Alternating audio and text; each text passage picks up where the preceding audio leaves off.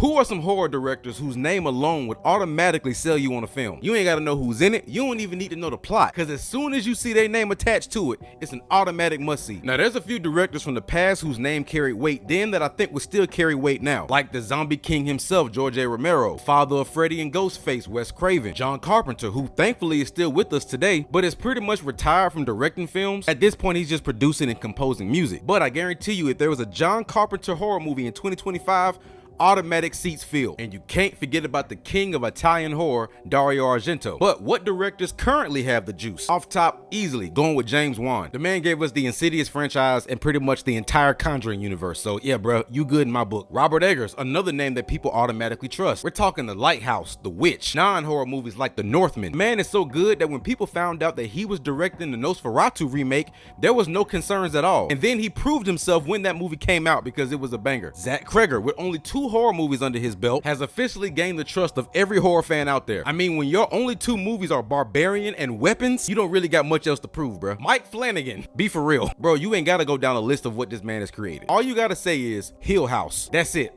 Legendary status. Guillermo del Toro, easily a trusted name. You see he's doing the Frankenstein remake and nobody's worried. I think after Hereditary and Midsommar, Ari Aster pretty much solidified himself. Regardless of how you feel about Beau is Afraid and a few of his other projects, Hereditary alone was praised so much that people started to push it into the overrated category. One of our OGs that's still active, David Cronenberg. We talking a career that goes from The Fly in 1986 all the way to Crimes of the Future in 2022. Sam Raimi, another OG, with not just an impressive directorial catalog, also has an impressive producer catalog. Ty West is somebody else who definitely has the juice in the horror genre. We talking the X trilogy, House of the Devil, Innkeepers, one of my favorite found footage movies, The Sacrament. He even directed a segment in the first VHS movie. To most horror lovers, if we see Ty West's name, we know it's gonna be decent. Now these 2, I'm a little on the fence about, because they are technically household names, they do have an extensive career, however their films are extremely divisive. M. Night Shyamalan and Eli Roth both suffer from the same issue. They give us a really good one